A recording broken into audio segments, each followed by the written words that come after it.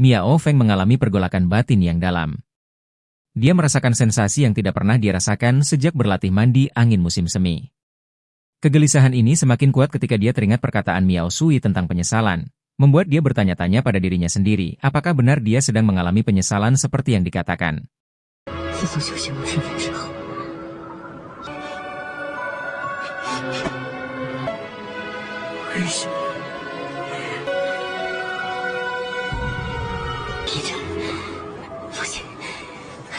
Wu Zhanbai mengirim surat terjadi diskusi strategis antara beberapa kakak beradik tentang pemberontakan Wu Ma. Mereka membahas rencana detail termasuk pengaturan pavilion Dingjian, pengepungan di perbatasan Kunlun Barat, penghancuran mata-mata di sebuah penginapan, koordinasi untuk menangkap ikan yang terpancing.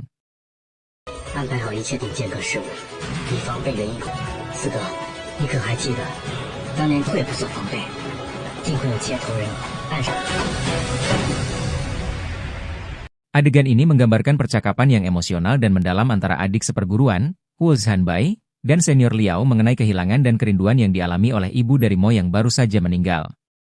Adik seperguruan menyampaikan permintaan terakhirnya untuk menemui Mo dan menggambarkan berbagai larangan dan keterbatasan yang Mo alami selama hidupnya akibat penyakitnya. Dia mengenang bagaimana Mo selalu mendambakan hal-hal kecil seperti makanan manis dan permainan yang tidak dapat dinikmatinya sepenuhnya. Terasa jelas bahwa Mo, meski masih kecil, telah menghadapi banyak penderitaan tanpa teman atau kebebasan yang biasa dinikmati anak-anak seusianya. Adik seperguruan merasa bersalah karena tidak membelikan permen untuk Mo saat diminta, berpikir bahwa Mo akan ada di tahun berikutnya untuk menikmati hal tersebut. Senior Liao kemudian menasihatinya, mengatakan bahwa sebagai seorang ibu, dia harus merelakan kepergian Mo dan melepaskan rasa bersalah yang dirasakannya. Senior Liao mengingatkannya bahwa Mo adalah anak yang pengertian dan tidak akan menyalahkan ibunya. Nasihat ini membantu meredakan perasaan bersalah dan menenangkan hatinya. Huan diminta untuk memasak semangkuk mie, menunjukkan bahwa sang ibu mulai kembali melanjutkan hidupnya dengan menerima nasihat dari senior Liao, berusaha merelakan Mo dengan tenang.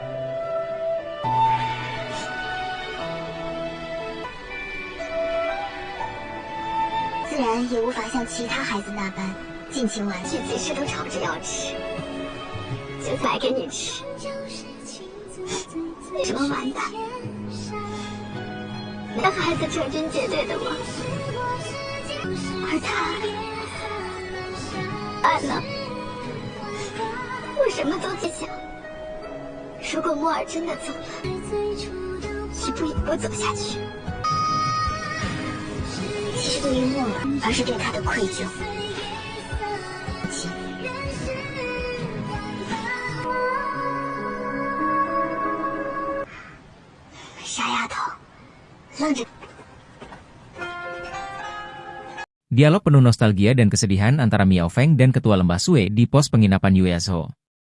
Miao Feng mengungkapkan kesedihannya sejak kakandanya terbunuh oleh bandit berkuda di masa lalu.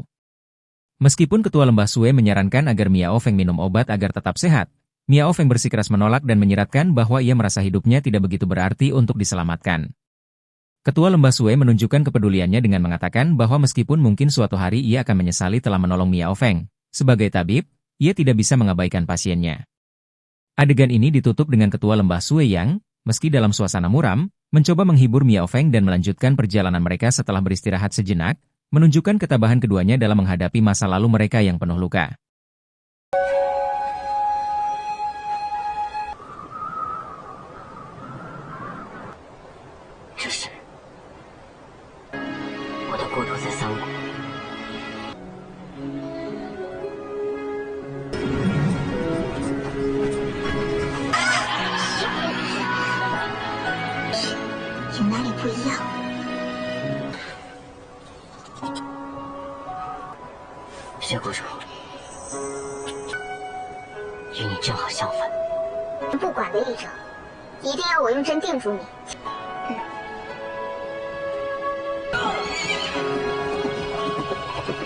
Rencana pembunuhan sedang disusun oleh Tong dan rekan-rekannya untuk menyingkirkan Chang Wujue. Mereka yakin saat ini adalah waktu terbaik karena Miao Feng tidak ada di tempat. Miao Huo akan menghadapi para pengawal di luar aula, sementara Miao Sui akan bergabung di dalam aula. Mereka mempersiapkan senjata bernama Mutiara Merah Dingin Darah Naga, Ji untuk memastikan keberhasilan misi. Mereka yakin besok akan menjadi hari kematian Chang Wujue dan bersumpah untuk tetap waspada dan berhati-hati. 明天一走，你先去殿外解决。无需吃汗珠。 Di Istana Yuanyi, ketua menerima laporan tentang pengaturan pihak Taman Hiburan Surgawi. Meskipun terlihat tenang, kekhawatiran menyelimuti dirinya karena pengikut yang dipanggil kembali tidak muncul pada waktu yang dijanjikan. Ketua kemudian memanggil Tong untuk menyelidikinya, tetapi situasi semakin tegang ketika pertarungan sengit antara ketua dan Tong pecah. Dalam konfrontasi ini, Tong menyadari bahwa Ming Li sebenarnya menyamar sebagai ketua, mengubah arah pertarungan dan mengejutkan semua yang terlibat. Kebenaran ini memicu pertikaian lebih lanjut, mengancam stabilitas di Istana Yuanyi dan memperdalam konflik di antara para karakter yang terlibat.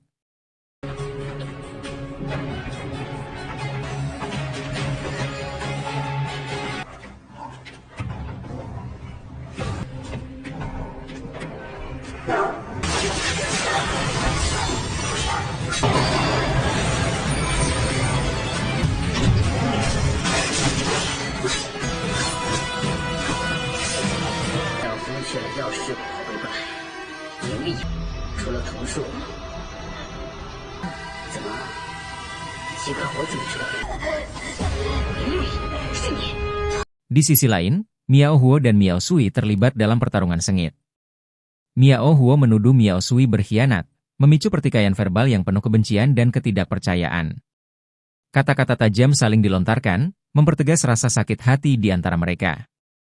Meskipun Miao Huo berusaha untuk membela diri, situasi semakin memanas dan mengarah pada konfrontasi fisik. Dalam pertempuran yang penuh emosi, Miao Sui akhirnya mengalahkan Miao Huo, membunuhnya dengan tegas. Kejadian ini menjadi titik balik yang mengubah dinamika hubungan mereka dan menciptakan ketegangan yang lebih dalam di antara sekutu yang kini menjadi musuh.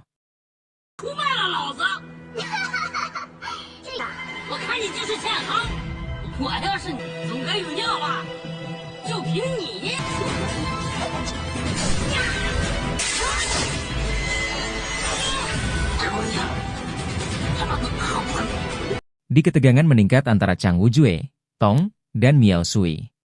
Chang Wujue mengungkapkan skeptisisme terhadap rencana Tong untuk menggulingkan tahta Istana Yuanyi, menilai bahwa rencana tersebut terlalu naif dan tergesa-gesa. Ia juga menunjukkan rasa tidak percayanya terhadap Miao Huo, yang ternyata terpengaruh oleh hasutan Tong untuk memberontak.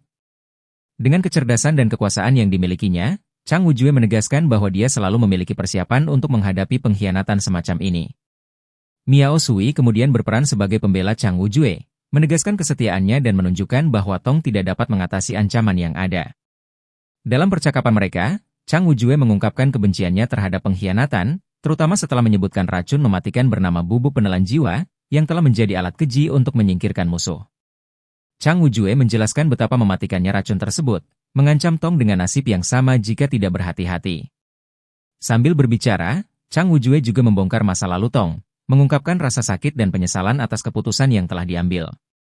Ia mengingatkan Tong akan gadis yang dicintainya, mengisyaratkan bahwa pengkhianatan Tong berakar pada luka emosional yang lebih dalam. Dengan menyinggung kenangan pahit itu, Chang Wujue berusaha meruntuhkan semangat Tong, membuatnya semakin tertekan dalam situasi sulit ini. Akhirnya, Chang Wujue memutuskan untuk menangkap Tong dan mengurungnya di penjara salju, menunjukkan bahwa dia tidak akan mentolerir pengkhianatan di antara anggotanya. Miao Sui siap melaksanakan perintah ini dan mengambil pedang Chang Wujue untuk menegaskan kesetiaannya. Adegan diakhiri dengan Chang Wujue memastikan keselamatan dirinya di dalam Istana Yuanyi, menegaskan posisinya sebagai pemimpin yang kuat meskipun ada ancaman dari dalam dan luar. 你是不是在想，他竟然被你蛊惑，起了反心？妙火他背叛教王。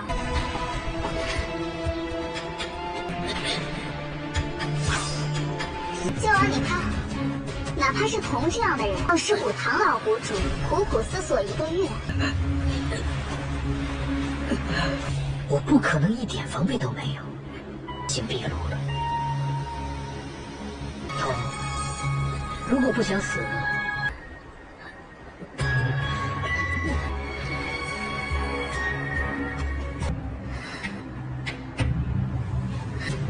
我的童啊。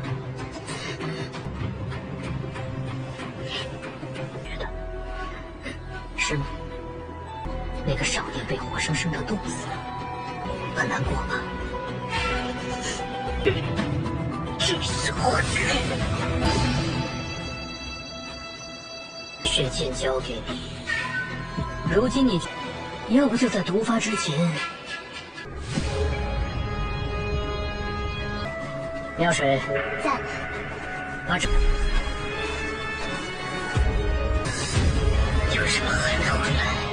你的同党都已经被我击杀，请教王放心。Di penjara salju, ketegangan antara Miao Shui dan Tong semakin memuncak ketika Miao Shui mengecam Tong atas kegagalannya dalam rencananya untuk menggulingkan Chang Wujue, mengungkapkan bahwa dia telah menyadari identitas ketua yang sebenarnya adalah Ming Li. Miao Shui mengancam Tong dengan efek mengerikan dari bubuk penelan jiwa, racun yang perlahan-lahan akan mengikis ingatannya hingga dia menjadi idiot dan, pada akhirnya, mengalami kematian yang menyakitkan. Miao Shui kemudian menekan Tong untuk memberikan informasi tentang jalur rahasia menuju paviliun penyimpanan senjata, menegaskan bahwa hidup Tong tergantung pada kerjasamanya. Dengan ancaman yang menyertai, Miao Shui menunjukkan kekuasaannya, menciptakan suasana menegangkan di mana nasib Tong berada di tangan musuhnya. 你是个聪明人，杀了我，只是可惜了，你的脑子，你每天都会丧失一部分腐烂崩了，直到你成。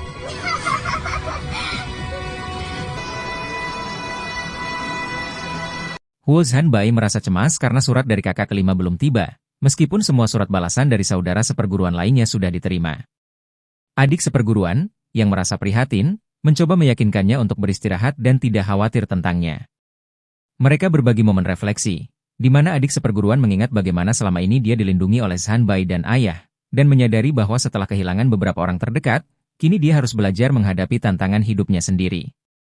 Zhanbai, yang merasa tertekan dengan tanggung jawabnya untuk melindungi Mo dan perasaannya terhadap ketua lembah Sue, menyadari bahwa adik seperguruan memiliki harapan dan kekhawatiran yang sama. Keduanya saling mendorong untuk menjaga diri dan menghadapi masa depan dengan keberanian, sebelum berpisah dengan harapan untuk saling melindungi. 师兄弟的快信都收到了。我知道你要做什么，从小到大，直到学着自己面对一切了。师兄，不必再背负着曾经的诺言，配不上他们。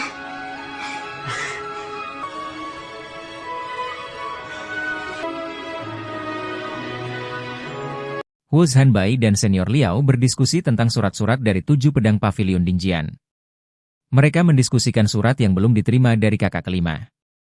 Huo Zhanbai ingin menemui kakak kelima jika ada kesempatan. Senior Liao memuji Huo Zhanbai sebagai sosok yang setia kawan, pemberani, dan cerdas, yang tetap dapat mengatur strategi bahkan dalam situasi sulit. Dia meyakinkan bahwa Zhanbai adalah kandidat terbaik untuk menjadi ketua pavilion Dinjian.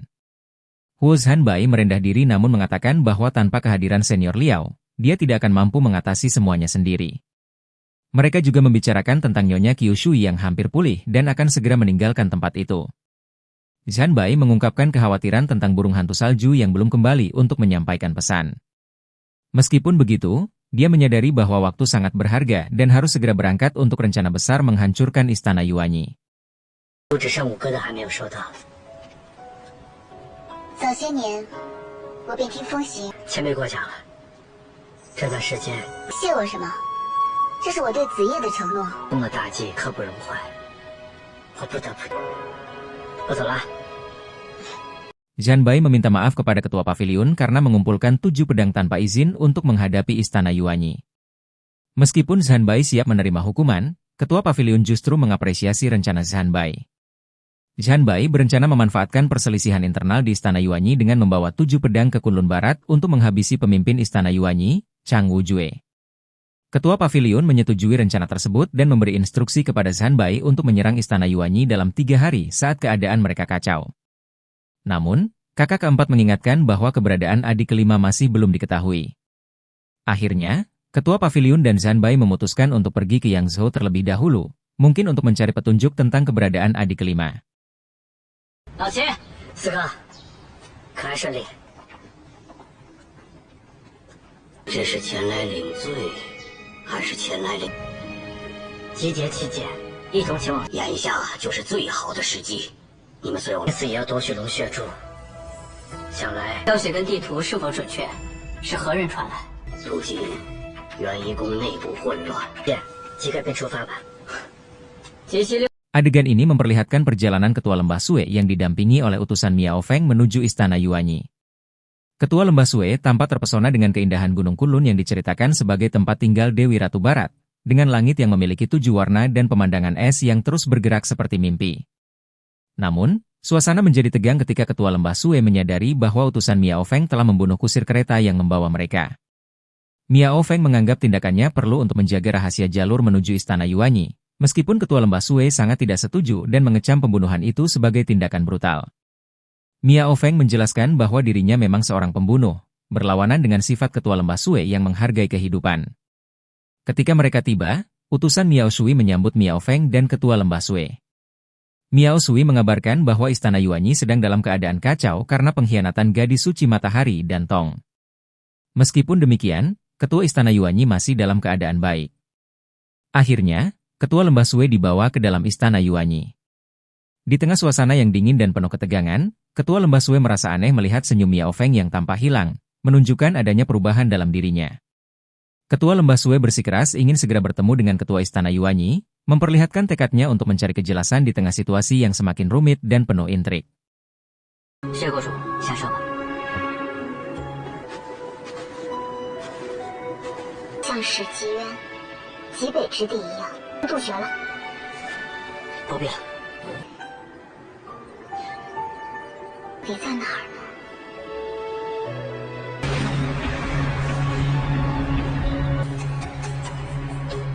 你怎么会这样？若没有答应过杀他，会后悔的。我本就是一个，我想救你。私下不要。廖副使，您可算回来了。是。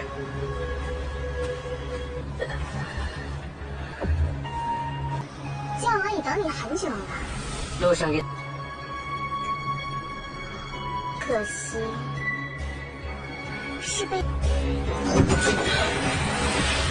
Di Istana Yuanyi ketika Ketua Lembah Sue bertemu dengan Ketua Istana. Ketua Istana menyambutnya dengan hormat, terutama karena Feng, yang dianggap seperti anaknya sendiri, berhasil membawa Ketua Lembah Sue ke istana. Dalam sambutan ini, Ketua Istana mengungkapkan rasa bangganya pada Feng yang patuh dan pengertian, berbeda dengan Tong yang ia gambarkan sebagai pengkhianat berbahaya, mirip seekor ular berbisa yang siap menusuk dari belakang. Dalam percakapan selanjutnya, Ketua Istana meminta Ketua Lembah Sue segera memulai pengobatan. Namun, Ketua Lembah Sue, yang profesional dan berprinsip, tetap berpegang pada etika tabib. Ia mengingatkan bahwa dirinya hanya akan bekerja jika kompensasi dan penghargaan yang cukup diberikan.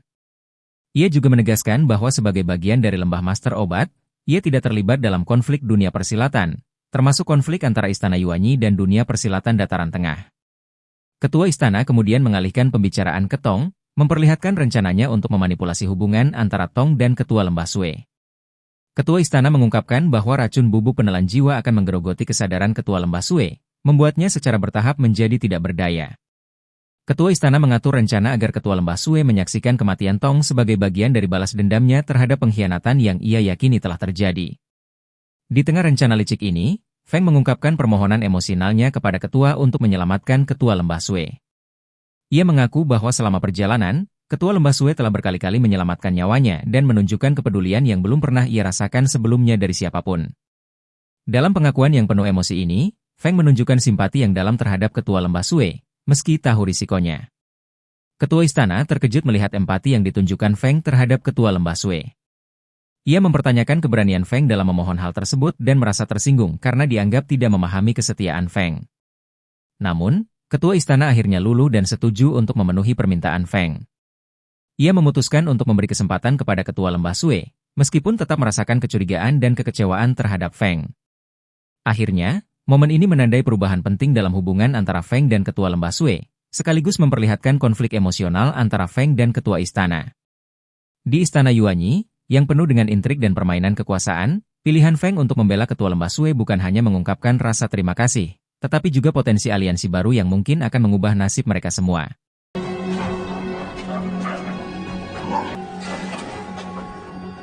教王万世，不像同。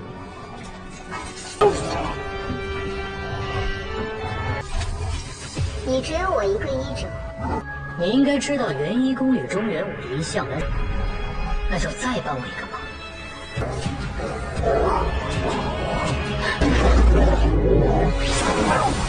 果然医者父母心意，不过可惜，尽快将我送回药师殿，我还有事。敢对教王不敬。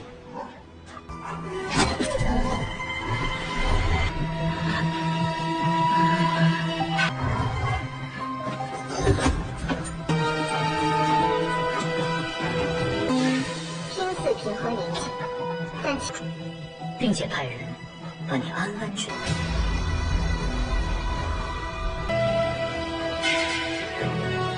变强。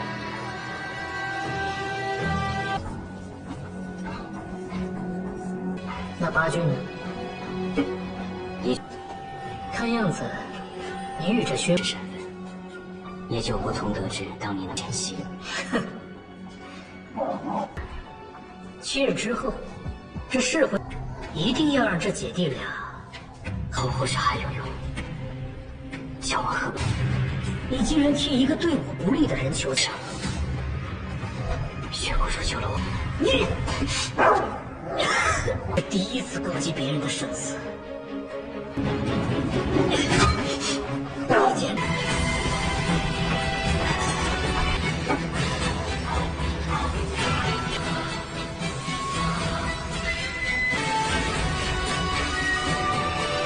Dalam pertemuan di Kyushuihi, kakak keempat mempertanyakan kepergian Wei Fengxing, kakak kelima, selama bertahun-tahun tanpa kabar dan tidak membalas surat. Wei Fengxing mengungkapkan bahwa saat ini dia lebih fokus pada keluarganya, ingin hidup tenang bersama istrinya Qingran dan anaknya Bao, serta tidak ingin terlibat dalam pertempuran. Huo Zhanbai, adik ketujuh, dan yang lain berupaya membujuk Wei Fengxing untuk bergabung melawan Istana Yuanyi, yang telah melakukan kejahatan seperti menculik anak-anak dan melatih mereka menjadi pembunuh. Mereka menekankan pentingnya menegakkan keadilan, mengungkit pembantaian dusun keluarga Mo, dan memperingatkan bahwa jika tidak segera bertindak, Chang Wujue akan terus menimbulkan pertumpahan darah. Namun, Wei Fengxing tetap pada pendiriannya untuk melindungi keluarga. "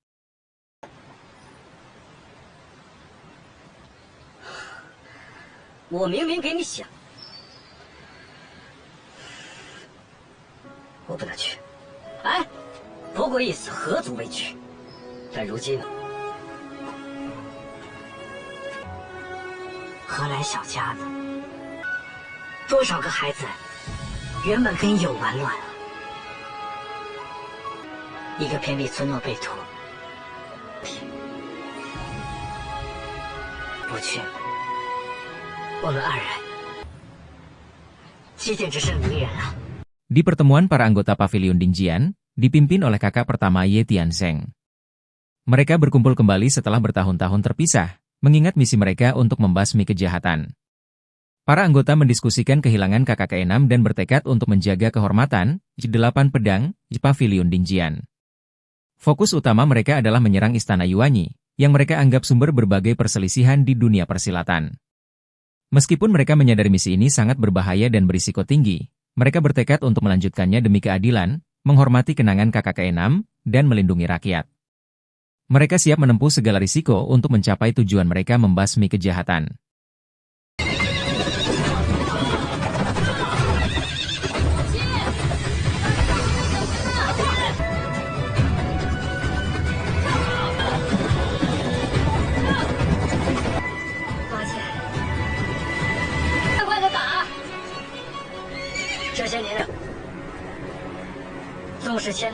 Di Istana Yuanyi, Ketua Lembah Sue diperintahkan untuk tidak meninggalkan halaman, namun ia bersikeras ingin berjalan-jalan sebentar.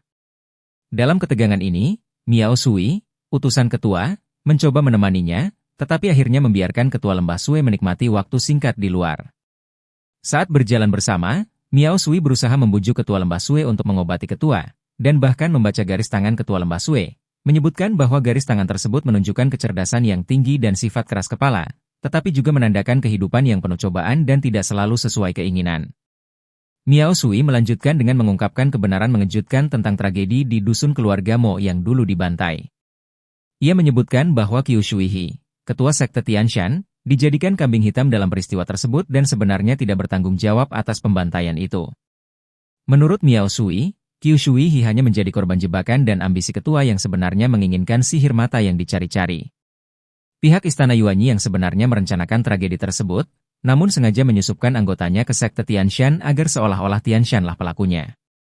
Dalam pembicaraan yang semakin intens ini, Miao Sui memberitahukan bahwa Ming Jie, adik dari ketua lembah Sui, telah tewas dalam kebakaran rumah kayu malam itu. Namun, ia mengisyaratkan bahwa tubuh yang terlihat pada malam tersebut adalah palsu, dan ketua lembah Sui hanya dijebak untuk percaya pada kematian Ming Jie.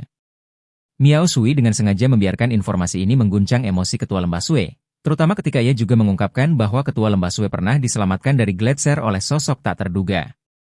Akhirnya, dengan niat yang penuh rahasia, Miao Sui mengisyaratkan bahwa ia akan menyampaikan sesuatu yang lebih besar di hari berikutnya, bersama dengan sebuah syarat yang tidak bisa ditolak oleh ketua lembah Sui. Setelah malam penuh misteri dan emosi ini, Miao Sui meminta ketua lembah Sui untuk beristirahat dan mempersiapkan diri. Ketua lembah Sui pun meninggalkan tempat tersebut dalam keadaan yang semakin penuh kebingungan, menyisakan tanda tanya besar tentang apa yang sebenarnya diinginkan oleh Miao Sui.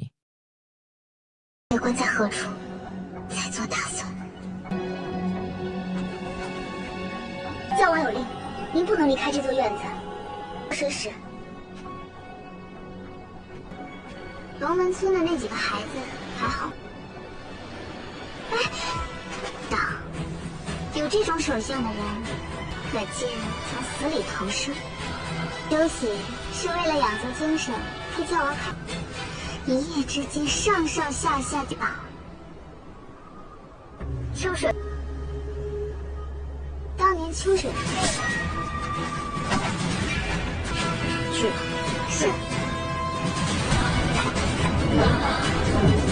还放我烧村子，他们真正把大家逼上绝路。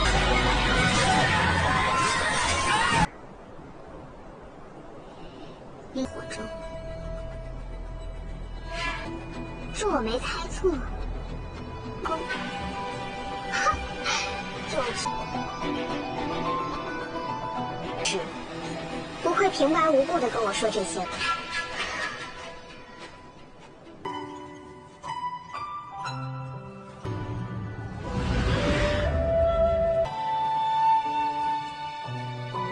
在下只是来告知薛国主，好好休息。还有事吗？ Cerita berlanjut, seorang karakter mengkonfrontasi Miao Feng atas tindakan kejam di masa lalu, termasuk penggunaan damak beracun, teknik mandi angin musim semi yang menyebabkan mereka jatuh ke Gletser, dan pembakaran dusun yang mengakibatkan kematian orang-orang tak bersalah. Pertanyaan mendesak dilontarkan untuk memahami motivasi di balik tindakan tersebut, dengan dugaan bahwa semuanya dilakukan atas perintah seorang ketua. Miao Feng memperlihatkan kesetiaan mutlak kepada ketua, mengaku bahwa dirinya hanya hidup untuk melayani sang ketua. Dia bersedia melindungi ketua lembah Sui dan lembah Master Obat, dengan harapan penyakit ketua dapat disembuhkan. Dialog ini menunjukkan kompleksitas hubungan antara tokoh-tokoh, dibalut dengan tema pengabdian, balas dendam, dan misteri yang menyelimuti tindakan mereka. 导致我跟雪怀坠入冰河，故意引秋水鹤入局。我不想听你说对不起，不要这么做。你受伤了？薛国主不必费。无论他让你做什么，你走吧。这可是你们。 保你无忧，保佑圣。等薛国主治好了将王的病。 Pindah ke perjalanan Huo Zanbai, sekelompok pavilion Dingjian memasuki area kekuasaan Istana Yuanyi dengan penuh kewaspadaan. Mereka menemukan gada berduri milik Tong Jue, seorang pembunuh terkenal yang merupakan salah satu dari 8 orang berbakat di Istana Yuanyi. Di lokasi tersebut, mereka menemukan 7 mayat yang tersusun dalam formasi, termasuk Tong Jue, Zhui Feng, Nie Jing, Chen Fu, dan Yan Zi, yang membentuk formasi Tianluo. Menarik perhatian mereka adalah fakta bahwa 8 orang berbakat yang awalnya berencana menyergap, justru telah dibinasakan di tempat tersebut. Tingkat kemampuan lawan yang membunuh mereka dinilai sangat tinggi dan sulit dibayangkan. Akibatnya, mereka memutuskan untuk segera bergegas ke Istana Yuanyi guna mencegah terjadinya insiden lebih lanjut.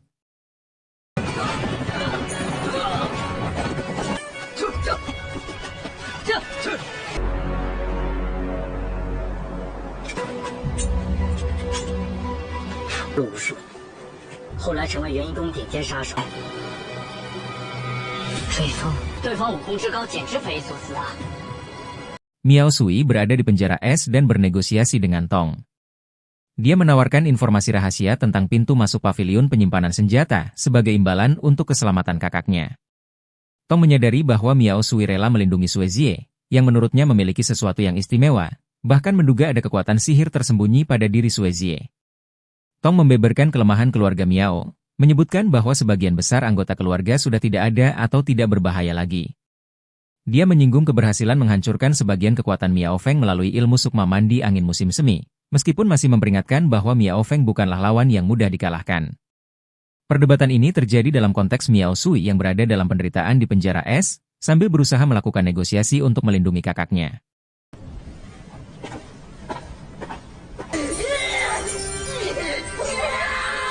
你害怕教王识得他的身份，只要你告诉我藏兵阁的入，下次，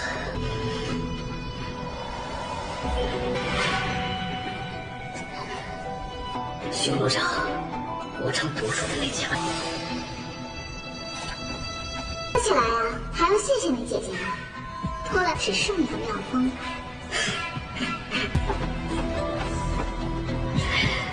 Di sebuah penjara yang gelap dan mencekam, Miao Sui membawa ketua lembah Sue untuk menemui adiknya, Ming Jie. Perjalanan menuju sel penjara diwarnai dengan diskusi tentang gembok keselamatan dan kisah kelam Chang Wujue. Sosok Chang Wujue dikenal telah membunuh banyak anak dalam pencariannya yang obsesif terhadap anak yang lahir di siang hari, sebuah upaya untuk menerobos ilmu sukma. Situasi ini menciptakan atmosfer yang menegangkan dan memberikan konteks pada pertemuan kakak beradik yang akan terjadi. Ketika akhirnya menemukan Ming Jie, Ketua Lembah Sue dikejutkan dengan kondisi adiknya yang terkena racun berbahaya bernama bubuk penelan jiwa. Racun ini dikenal sebagai racun yang mematikan dan sulit disembuhkan. Meski Ming Jie dengan keras kepala menolak pertolongan dan bahkan meminta kakaknya untuk meninggalkannya, Ketua Lembah Sue tetap teguh pada pendiriannya untuk menyelamatkan sang adik. Pengetahuan medis yang ia peroleh dari pelopor Linxia menjadi senjata utamanya dalam menghadapi situasi kritis ini. Dengan perhitungan yang matang dan keberanian yang luar biasa, Ketua Lembah Sue mengambil keputusan berisiko untuk menggunakan tubuhnya sendiri sebagai umpan dalam menarik keluar racun dari tubuh Ming Jie. Kondisi tubuhnya yang memiliki penyakit dingin, yang selama ini dianggap sebagai kelemahan, justru menjadi kelebihan dalam menghadapi racun api ini. Proses penyembuhan yang berbahaya ini menunjukkan betapa dalamnya kasih sayang seorang kakak kepada adiknya, bahkan setelah semua yang telah terjadi di antara mereka. Setelah berhasil mengeluarkan racun dengan pengorbanan yang tidak kecil, Ketua Lembah Sue memberikan pil Yulu Buah Ju kepada Ming Jie. Obat ini tidak hanya berfungsi untuk memulihkan kondisi Ming Jie, tetapi juga sebagai simbol kepedulian dan harapan akan masa depan yang lebih baik. Dalam momen ini, Ketua Lembah Sue juga memberikan nasihat yang penuh makna, meminta Ming Jie untuk menghentikan kebiasaannya membunuh dan meyakinkan bahwa dirinya akan baik-baik saja. Kata-kata ini membawa pesan mendalam tentang penebusan dosa dan kemungkinan untuk berubah. Ming Jie, yang selama ini dikenal dengan sikapnya yang keras dan dingin, akhirnya menunjukkan sisi lemahnya. Ia menangis dan memohon agar tidak ditinggalkan oleh kakaknya, mengungkapkan penyesalan mendalam atas perbuatannya di masa lalu. Sikapnya ini menunjukkan bahwa di balik topeng kekerasan yang selama ini ia kenakan, tersimpan kerinduan akan kasih sayang dan penerimaan dari kakaknya. Momen emosional ini menjadi titik balik dalam hubungan mereka yang selama ini retak. Adegan penuh emosi ini kemudian mendapat dimensi baru dengan kedatangan Miao Sui yang ingin mendiskusikan rencana selanjutnya dengan Ketua Lembah Sue. Kemunculannya mengindikasikan adanya lapisan konflik yang lebih kompleks di balik pertemuan kakak beradik ini. Situasi ini menambah kedalaman cerita dan membuka berbagai kemungkinan untuk perkembangan plot yang lebih rumit. Secara keseluruhan, adegan ini berhasil menggambarkan kompleksitas hubungan kakak beradik yang diwarnai dengan pengkhianatan, penyesalan, pengampunan, dan harapan. Pengorbanan Ketua Lembah Sue dalam menyelamatkan adiknya tidak hanya menunjukkan kekuatan cinta kasih keluarga, tetapi juga menjadi katalis untuk perubahan dalam diri Ming Jie. Di balik drama personal ini, tersirat adanya konflik yang lebih besar yang masih menunggu untuk diungkap, menciptakan antisipasi akan perkembangan cerita selanjutnya. Pertemuan ini menjadi bukti bahwa ikatan darah dan kasih sayang dapat menembus bahkan tembok kebencian dan dendam yang paling tebal sekalipun. Melalui pengorbanan dan penerimaan, kedua tokoh ini menemukan jalan untuk memulai lembaran baru dalam hubungan mereka, meskipun bayangan konflik yang lebih besar masih mengintai di kejauhan. 好，走吧。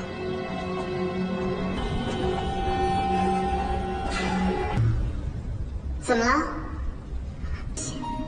其中有一个男婴，还没用，又怎么会将他们留下？真是讽刺！凭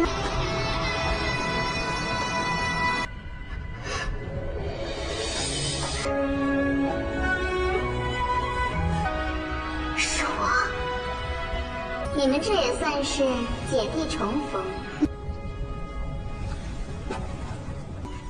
你滚！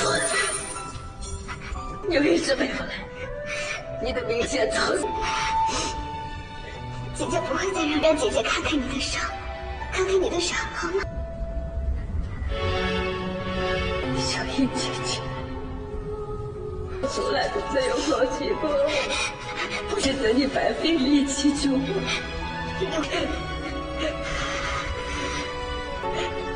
快走！我马上回来。姐姐，给我。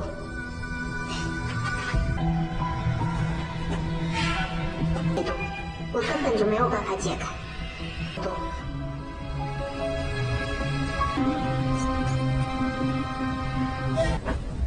姐姐，没用的。姐姐。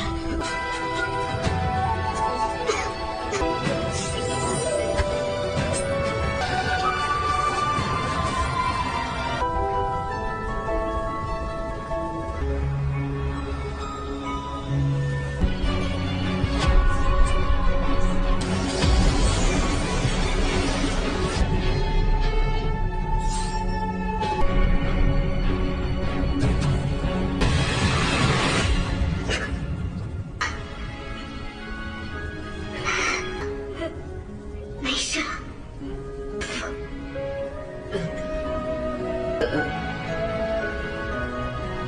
但最终，却也找到了以身作引，将奴逼出，国都南迁，不会有难。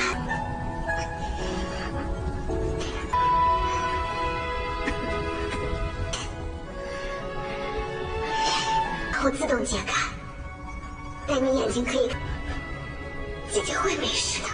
我不要，我只要你，我只要你能好好看。你是我在这个世上唯一的亲人。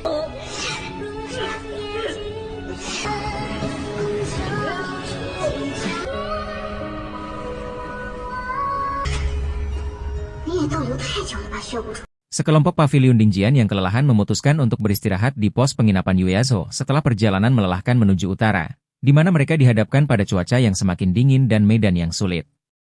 Di tengah suasana malam yang tenang, kakak kelima dan adik ketujuh terlibat dalam percakapan intim, di mana adik ketujuh mengungkapkan kerinduannya akan seseorang yang menunggunya di bawah pohon plum, tempat mereka berjanji untuk bertemu.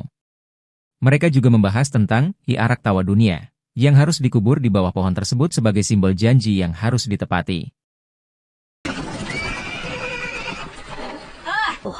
越赶越冷，路也不好走。七位，你看着给我们安排点酒菜吧。会在那棵梅树下等我回去，睡不踏实。周医生看到你不在，而且Miao Feng mengundang ketua lembah Sue ke kamar tidur atas perintah ketua. Namun, Miao Feng meminta izin untuk memeriksa kotak obat dan peralatan ketua lembah Sue karena khawatir ada benda berbahaya seperti jarum pir badai, yang menunjukkan ketidakpercayaan mereka. Merasa tersinggung dengan kecurigaan tersebut, ketua lembah Sue menyindir bahwa jika dia berniat jahat, dia bisa saja menggunakan racun seperti bubuk penelan jiwa. Akibat ketidakpercayaan ini, ketua lembah Sue akhirnya meminta untuk diantar kembali ke lembah master obat. 走吧。在下头的，那就冒了。伞那种。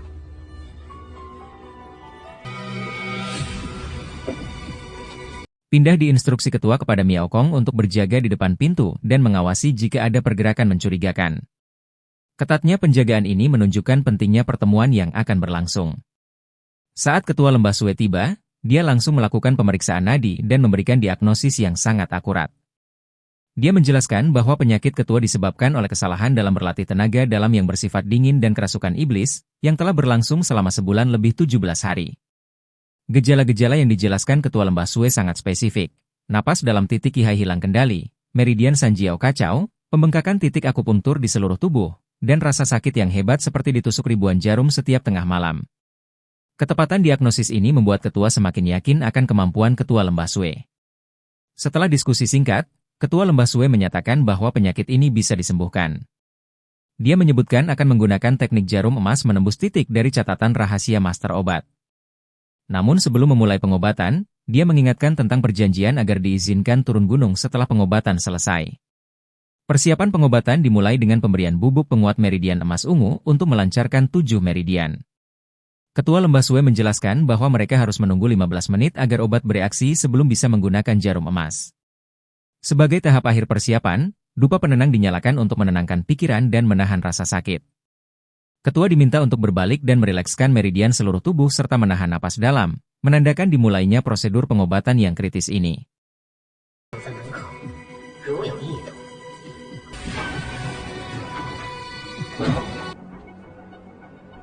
薛国主，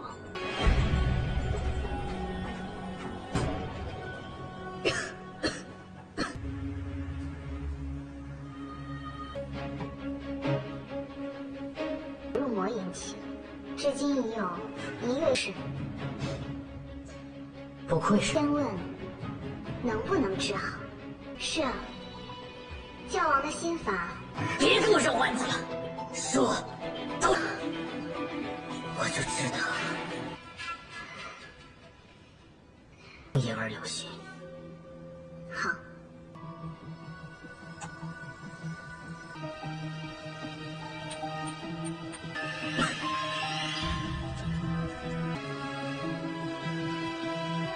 入学开始，请放松全身筋。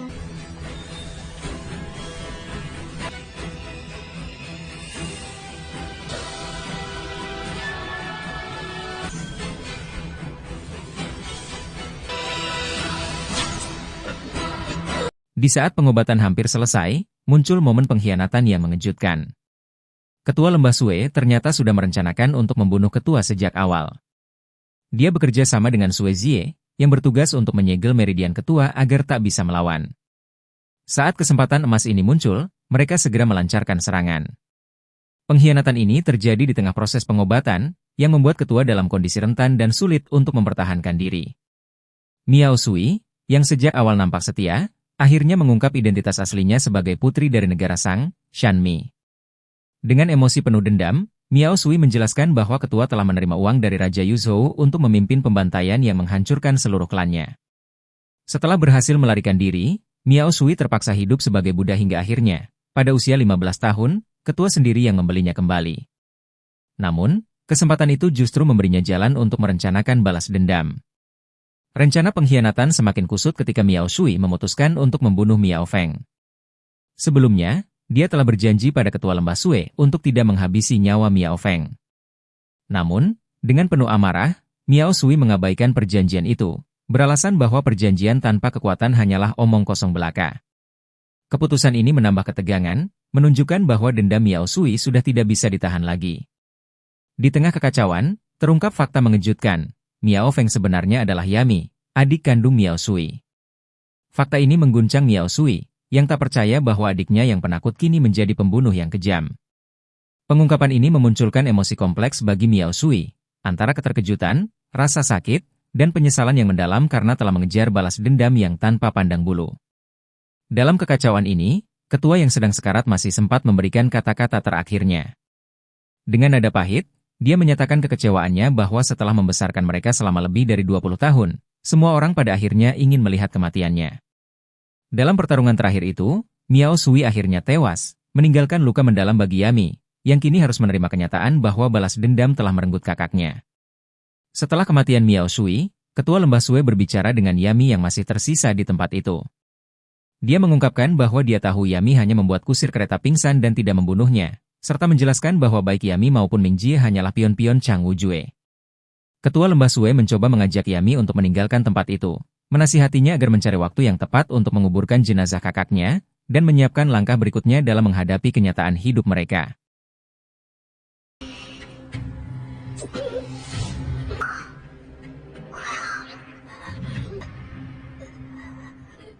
这么可别。被你所害的，我将死的掉下来。不要杀他！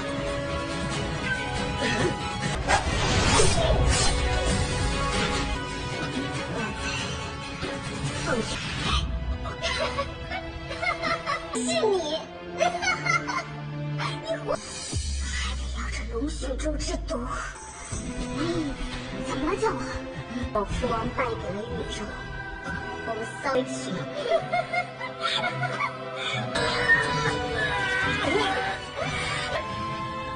杀了！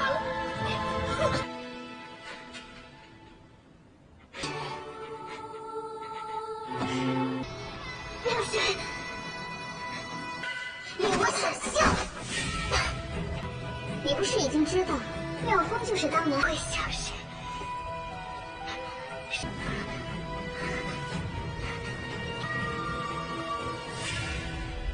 我真是不懂你们两个人，死透了。我会感激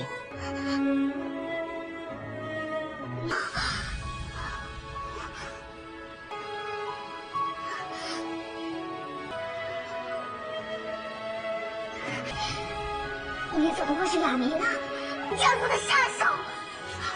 不是，对王爷你的痛苦视而不见。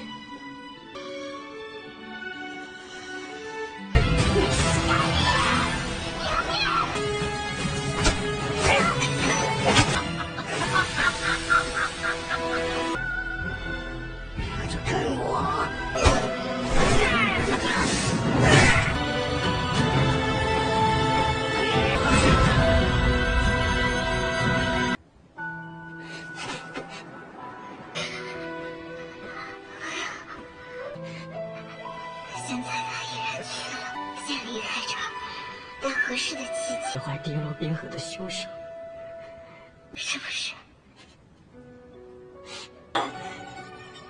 还是我的弟弟？我说过我会保你无忧。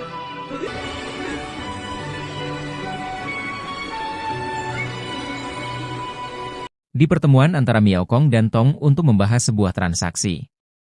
Miao Kong mengungkapkan bahwa Chang Wujue telah tewas akibat kerjasama antara Miao Feng, Miao Sui, dan Ketua Lembah Sui, dengan Ketua Lembah Sui berhasil meninggalkan istana dengan selamat.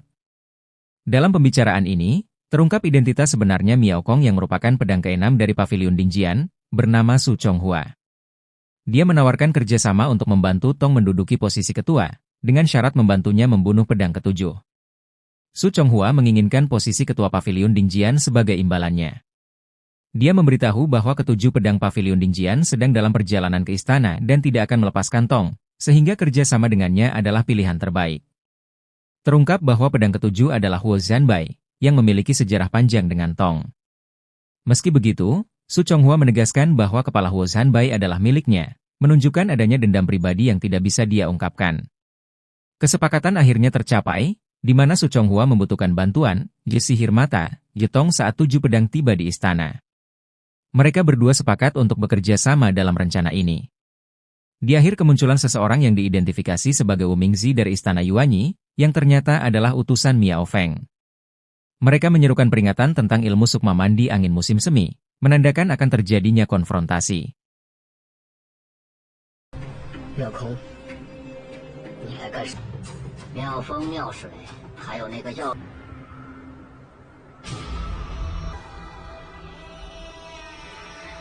阁主之位，徐从华，现已经在赶来的路上，他们是绝，但是到达宫中之时，我需。后山放心吧，大家当心。 Cerita berlanjut kondisi Miao Feng yang sedang terluka dan dihadang oleh sekelompok orang yaitu Pavilion Dingjian. Meskipun dalam kondisi terluka, Miao Feng menyatakan tidak ingin membunuh orang hari itu dan meminta mereka untuk minggir karena ia sedang terburu-buru hendak menolong seseorang wanita yang tangannya keracunan yaitu Ketua Lembah Sui. Ketujuh orang yang menghadangnya bekerja sama dan bisa menghentikannya. Namun Miao Feng memperingatkan bahwa jika itu terjadi, setidaknya setengah dari mereka akan terluka dalam prosesnya. Dalam perkembangan adegan, terungkap bahwa Miao Feng adalah orang dari istana Yuanyi. Melihat kondisinya yang terluka parah namun masih mengutamakan menyelamatkan orang lain, salah satu dari mereka yang disebut Huo Zhanbai tergerak dan memutuskan untuk membiarkannya lewat. Namun mereka memberikan peringatan bahwa jika kelak Miao Feng menyebabkan bencana bagi dunia persilatan, Paviliun Dingjian tidak akan melepaskannya. Adegan diakhiri dengan indikasi munculnya konflik internal di Istana Yuanyi, dengan ada pihak yang berniat untuk memusnahkan mereka.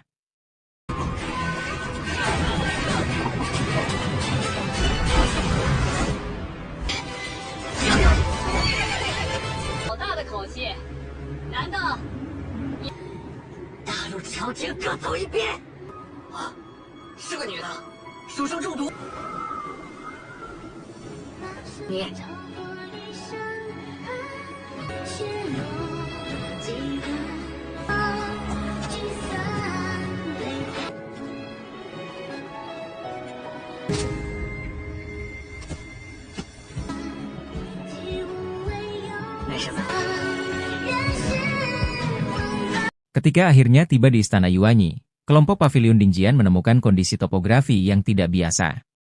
Satu sisi gunung menjulang tinggi sementara sisi lainnya terhubung dengan lembah yang ketinggiannya tidak jauh berbeda. Yang membuat mereka curiga adalah sepanjang perjalanan tidak ada halangan atau penjaga sama sekali, menciptakan kesunyian yang mencekam.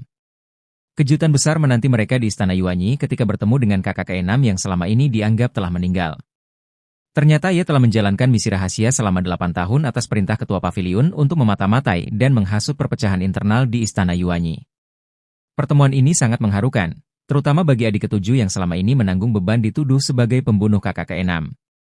Kakak keenam memberikan laporan tentang situasi terkini di Istana Yuanyi. Chang Wujue dan Miao Sui telah tewas, Miao Feng pergi meninggalkan istana, dan Tong terluka parah setelah diserang Chang Wujue dan kini dikurung di penjara salju.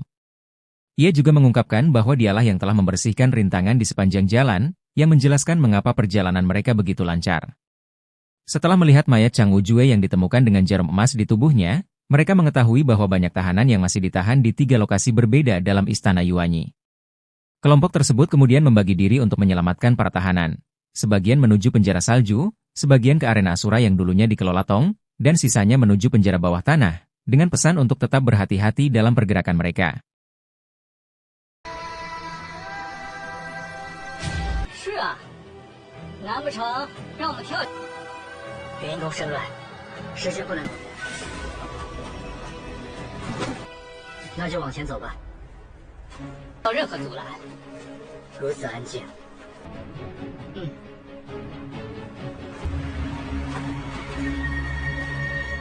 是你吗？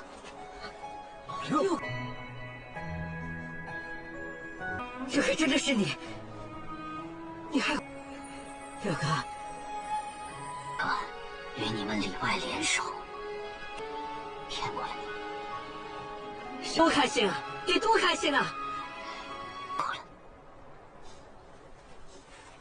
苗凤也离开了，怪不得这一路上这么安静，原来是六哥提前。这是常不觉。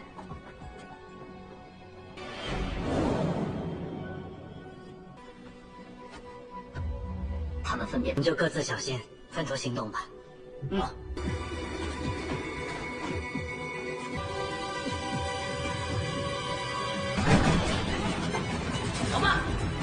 Ketegangan memuncak saat kelompok Paviliun Dingjian bertemu dengan Tong di Istana Yuanyi. Namun, kejutan yang lebih besar terjadi ketika kakak keenam, Su Chonghua, mengkhianati mereka dengan menyandera kakak kelima. Terungkap bahwa selama ini kakak keenam sebenarnya tidak benar-benar loyal pada misi mata-matanya, melainkan memiliki ambisi tersembunyi untuk merebut posisi ketua Paviliun Dingjian. Su Chonghua mengungkapkan kekecewaannya yang mendalam.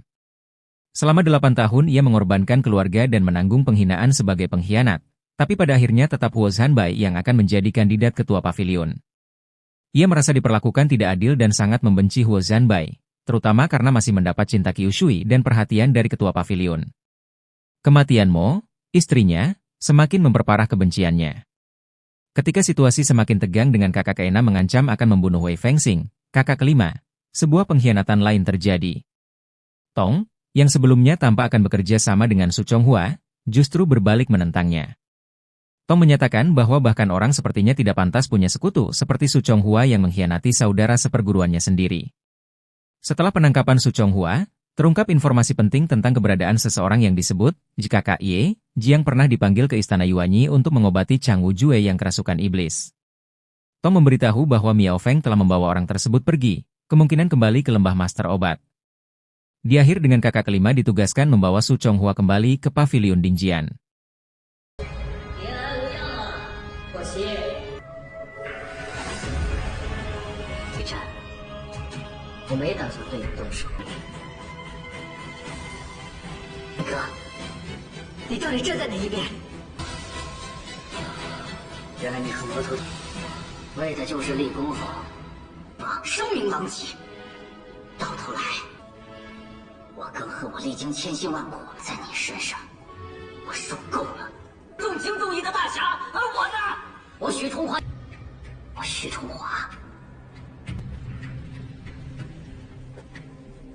我现在就杀了他。老七，既然你恨的是我，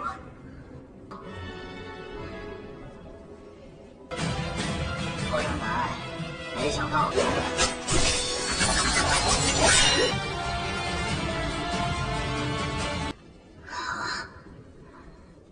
很简单，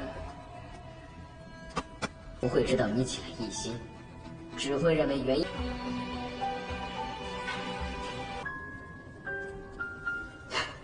你们离开吧，我们要把修罗场，你们最好赶紧离开，我定不会对你动手。不杀，我问过面孔。 Di suasana emosional dan puitis terbangun ketika Yami menyadari bahwa ketua lembah Sue telah sadar. Ada referensi simbolis pada cahaya dan bunga plum, yang menekankan keindahan dan kerinduan di tengah kemungkinan perpisahan. Yami berjanji untuk menyelamatkan ketua lembah Sue, menekankan tekadnya untuk tidak membiarkan ketua mati. Ini dipenuhi dengan metafora yang menggambarkan hubungan yang mendalam dan kerinduan yang dirasakan selama bertahun-tahun, di mana Yami mengungkapkan rasa rindu yang kuat dan keinginan untuk menikmati momen yang panjang bersama.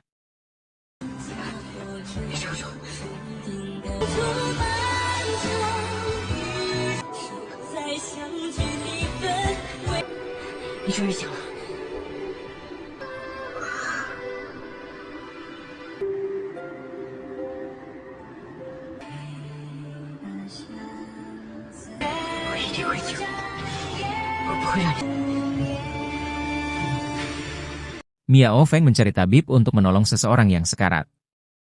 Seorang tabib memeriksa dan menyatakan bahwa orang tersebut sudah meninggal selama 4 jam akibat bubuk penelan jiwa. Miao Feng itu tidak percaya karena tubuh korban masih hangat. Tabib menjelaskan bahwa kehangatan tubuh disebabkan oleh energi vital yang terus diberikan selama perjalanan. Ia juga menunjukkan titik akupunktur Lian Kuan di tenggorokan korban yang ditusuk jarum, menandakan kematian yang cepat dan tidak terlalu menyakitkan. Terungkap bahwa korban adalah seorang wanita bernama Zie. Gurunya datang terlambat dan menyesali kematiannya. Guru memarahi Zie yang selalu mementingkan menyelamatkan orang lain tanpa memperhatikan kondisi tubuhnya sendiri.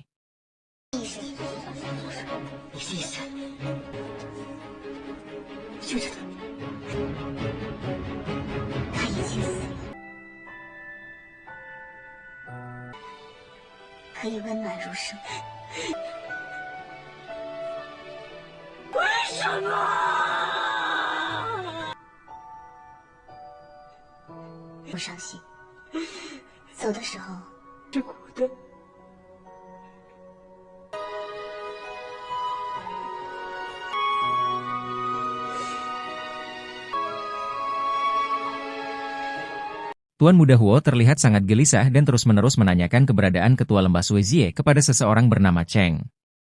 Di tengah pertanyaan-pertanyaan yang bertubi-tubi tentang apakah ketua lembah terluka dan di mana keberadaannya.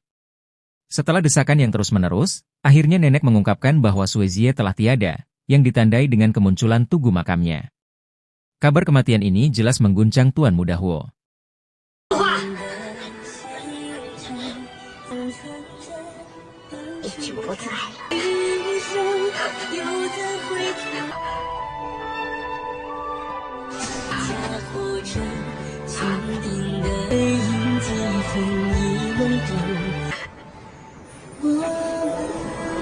Setelah Tuan Muda Huo siuman, Senior Liao mengungkapkan bahwa Sue Zie mengakhiri hidupnya dengan menusukkan jarum emas ke tenggorokannya.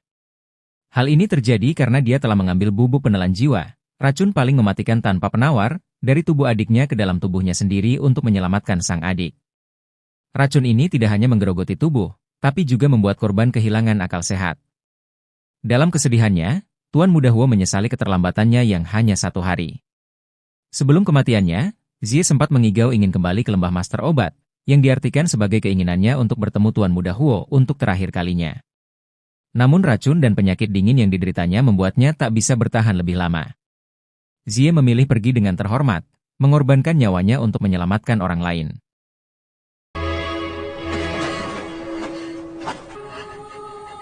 Dia是金针封喉，方法就是一命换命，对，他还会施人，连命约好了，因为想最后。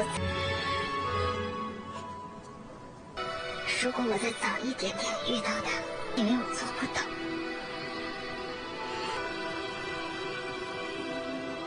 他走的时候，走得很体面。我只差1日。Di Paviliun Dingjian, Ketua Paviliun membicarakan peristiwa masa lalu, termasuk misi rahasia Chonghua ke Istana Yuanyi dan pengorbanan Ketua Lembah Sue yang telah menyingkirkan Chang Wujue. Ketua Paviliun mengakui peranannya dalam menciptakan konflik di masa lalu dan berniat untuk menyerahkan posisinya.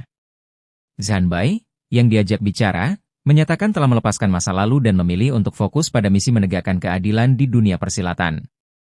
Dia menolak untuk menjadi pewaris Ketua Paviliun, lebih memilih untuk turun langsung ke medan pertempuran guna menghukum kejahatan dan menyebarkan kebaikan.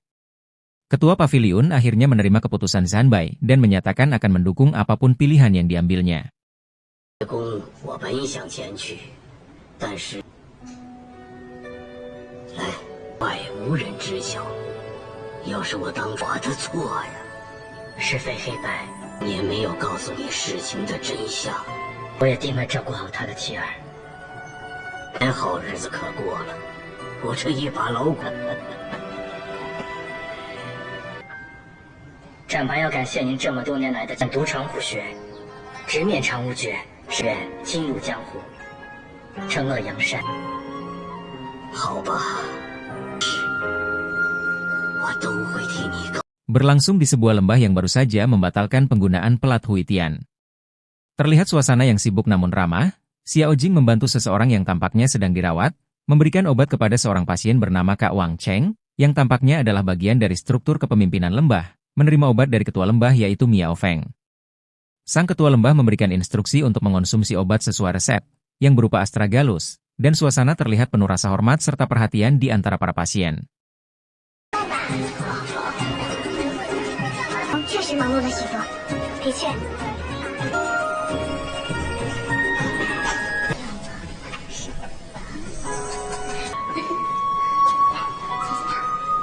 Di depan tugu makam ketua lembah Sue Zie, Miao Feng menceritakan perjalanannya mempelajari ilmu medis setelah diselamatkan dari racun ulat sutra es. Dia menjelaskan bahwa setelah ketua lembah Sue menyelamatkan hidupnya, dia memutuskan untuk tinggal di lembah dan membalas kebaikannya. Buku medis peninggalan ketua lembah Sue menjadi sumber inspirasi dan pedomannya dalam mengobati berbagai penyakit. Tong berbicara dengan Huo Zanbai, meminum arak peninggalan ketua lembah Sue, dan berbagi kenangan tentang ketua lembah Sue. Dia menyesali bahwa Tong tidak dapat bersama dengan kakak Ye karena upayanya menyelamatkan Tong yang berbicara. 是他一直埋在梅树下的。我曾受冰蚕毒害，结果主治好了我，给了我心智之法，其中不乏世所罕见的一生心血。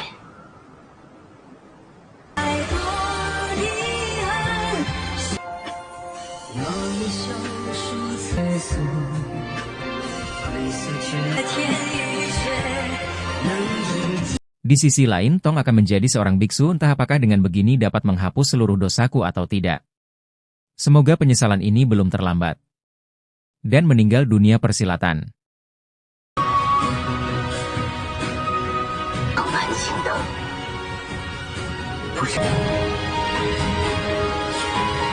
Dimenampilkan Huo Zanbai dalam momen minum arak penuh kenangan.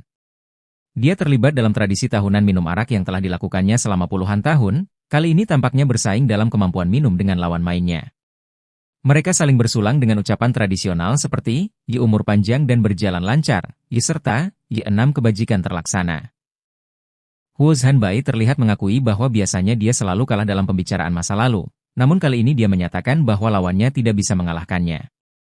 Suasana dipenuhi dengan nyanyian puitis yang menggambarkan kerinduan, kenangan, dan perjalanan hidup, menciptakan nuansa mendalam dalam momen minum arak ini.